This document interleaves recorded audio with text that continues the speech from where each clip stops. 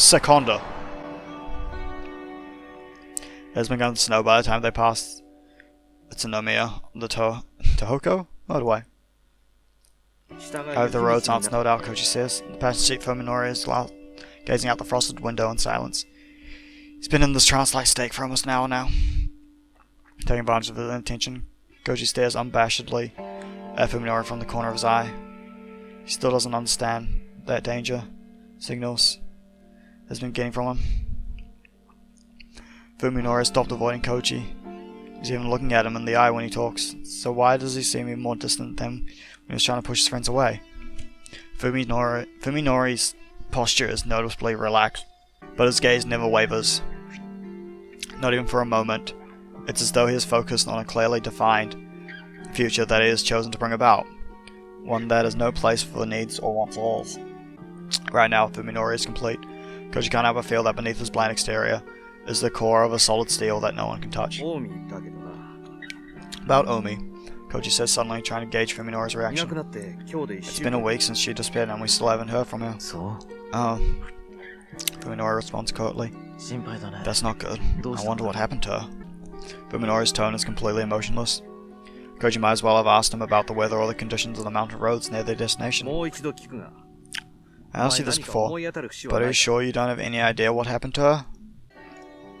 Not a clue, Fuminori answers, in exactly the same tone as he used when Koji first questioned him following Omi's disappearance. Koji's eyed narrow. It's like you don't give a damn.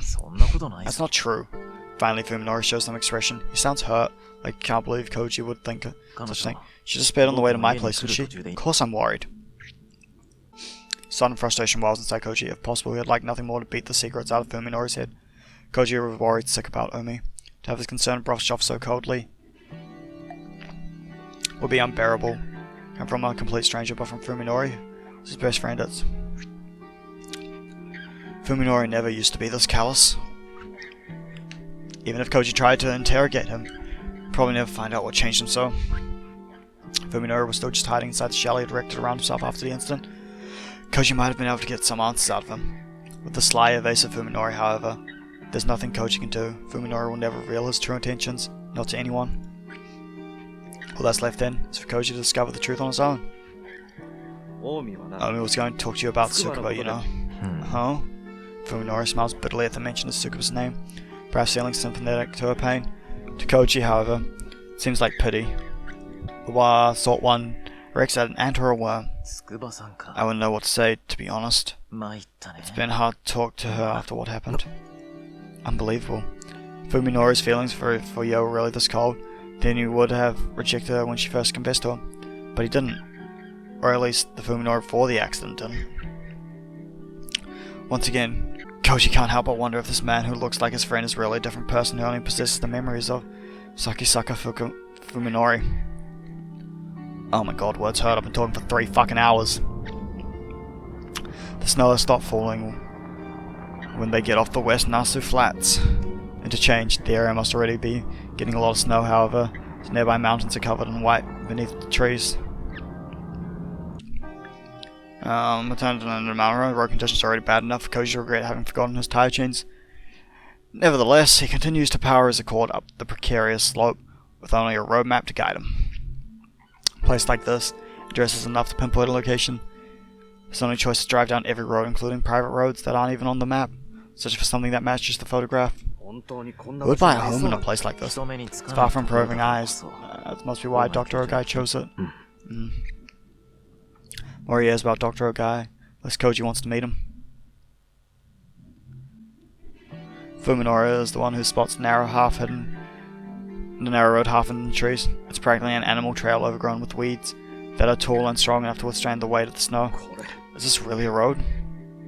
Koji stops the car, sticks his head out the window, staring into the dark forest, but he can't see where the path leads through the tightly packed trees. How does it look to you? Fuminori hands Koji the photo, which he compares to the mountain ridges visibly beyond the trees. Yeah, it's definitely the right angle. Let's check it out. Itami-yo! Fuminori's tone is flat as always, but there is a quiet intensity in his voice that leaves no room for arguments. Though Koji is worried that his car suspension won't be able to handle the terrain, there's no turning back now. He shifts into second and starts down the frozen road. The sun sets early, High altitudes, as the car creeps up the mountain path, Koji catches glimpses through the trees, the gradually darkening sky. The forest is completely still. Not a sound save for the rumble of the cart's engines, the crackle of snow and brush beneath its tires. Fuminori is once again staring silently through the front window. In the ominous silence, Koji feels the same faint chill that he felt when standing before Ogai's suburban home. Feels wrong, as though he is travelling deeper and deeper into a world not his own. Sometime, a blocky shape suddenly appears amid the trees, standing out against the twilight sky. Koji turns off the engine and compares the structure in front of him to the picture in his hand. Perfect match. For I can tell Fuminori, however, his silent friend is already out of the car. Oi. Hey!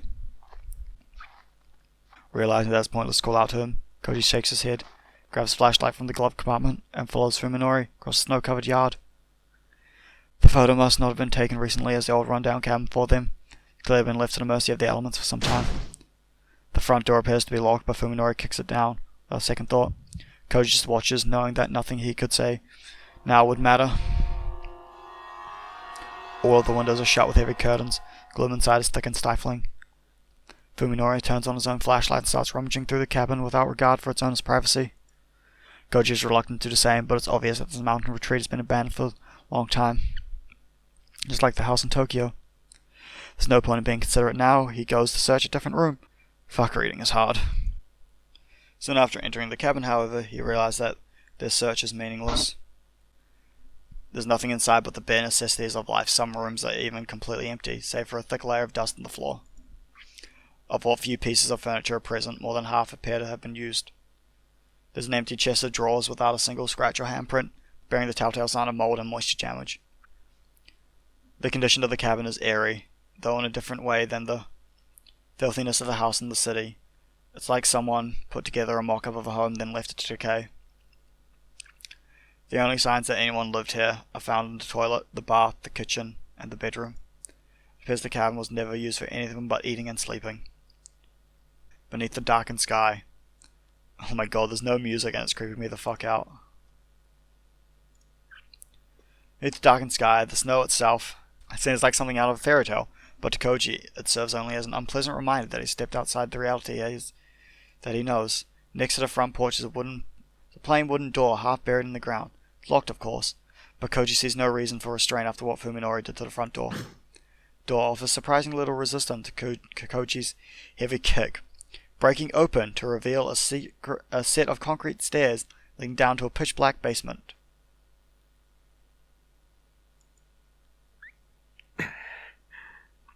Dots.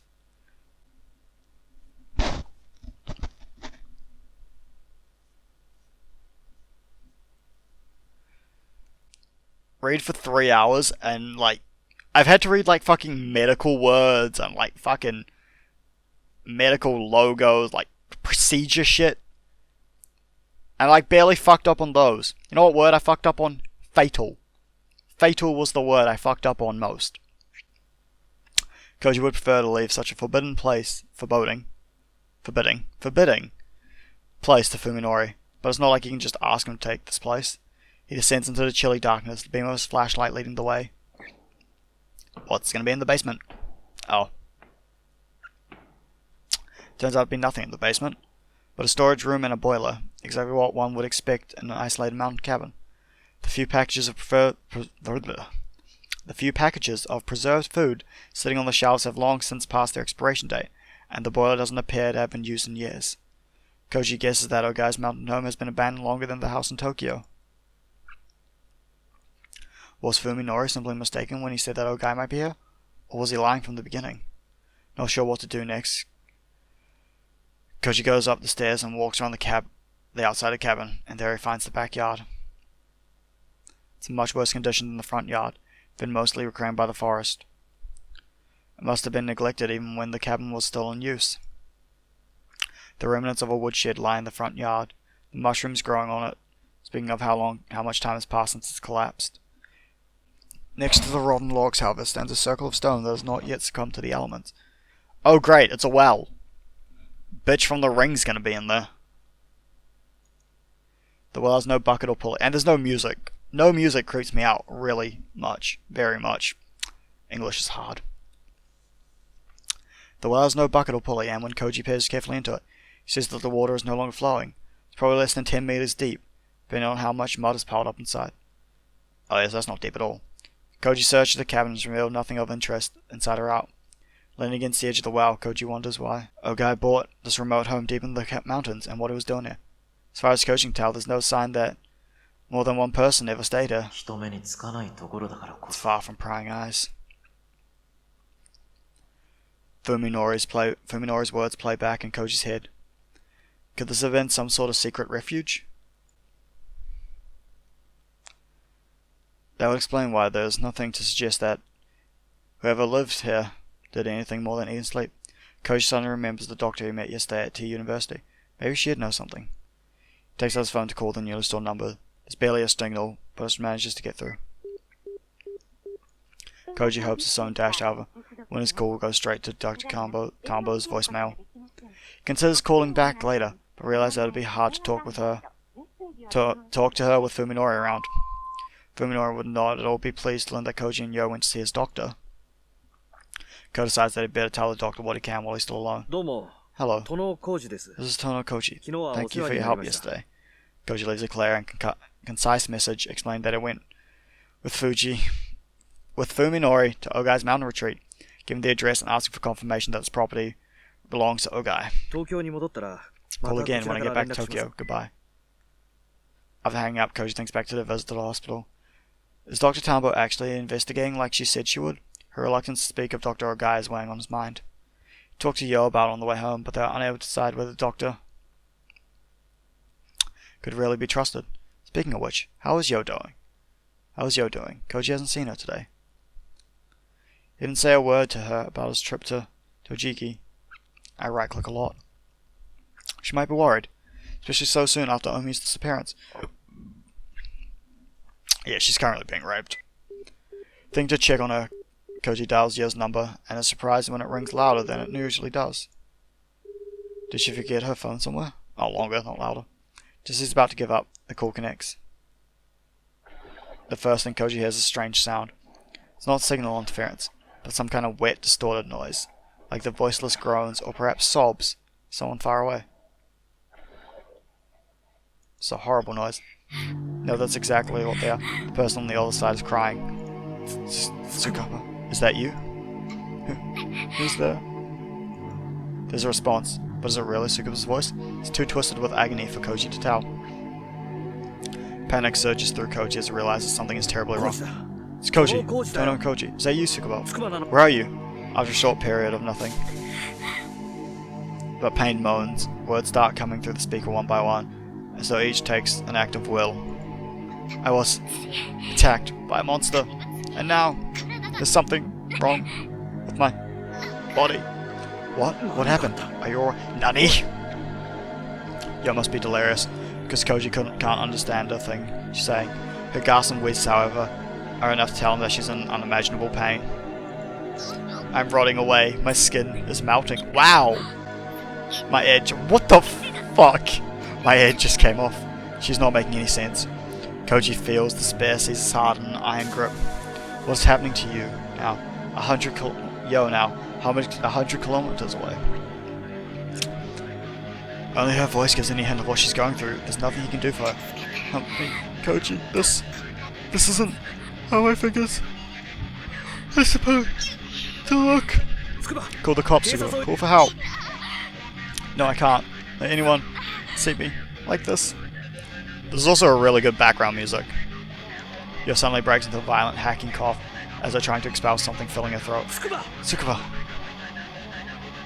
Koji screams into the phone, his reason overwhelmed by unimaginable horror, which is why he was unable to react when the phone is suddenly knocked from his hand, and also why I didn't notice Fuminori sneaking on him until it's too late. What? Fuminori seizes Koji's lower jaw with his right hand, cutting off Koji's angry shout. Koji can hardly believe the strength of the smaller man's grip. His biggest mistake was leaning against the well. There is nothing to grab onto as Fuminori pushes him backwards over the edge. He can only flail his arms vainly against the air. Koji soon loses his balance entirely. What the fuck was that? He feels a terrifying weightlessness as the world spins before his eyes.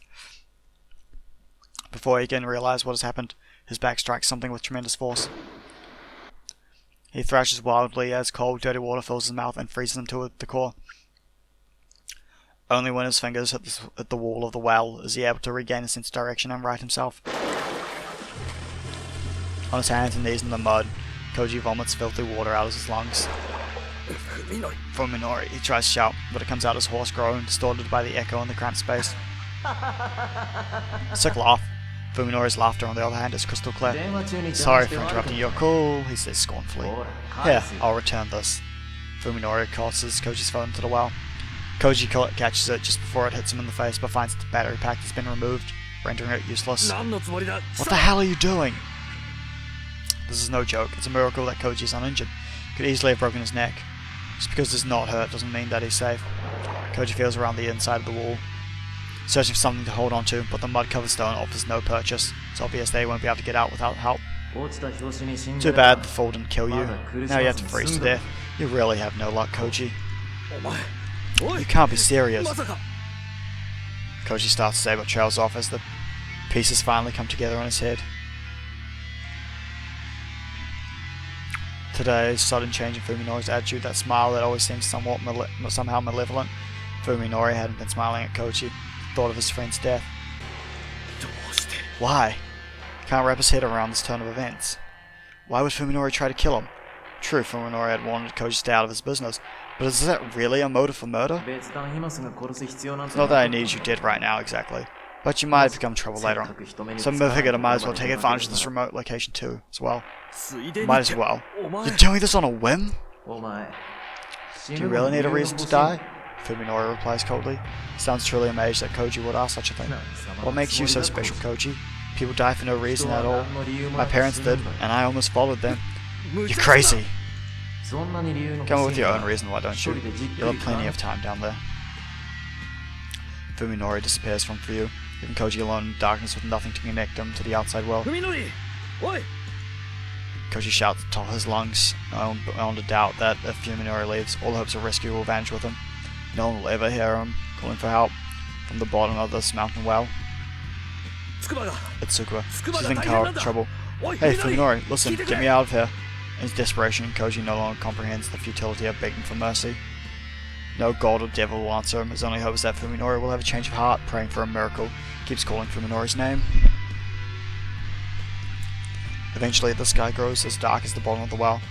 Koji can no longer make out the edge of the opening, and he has long since lost track of how many hours he has been screaming. Nevertheless, he continues to scream, for he knows that the despair silence brings will kill him.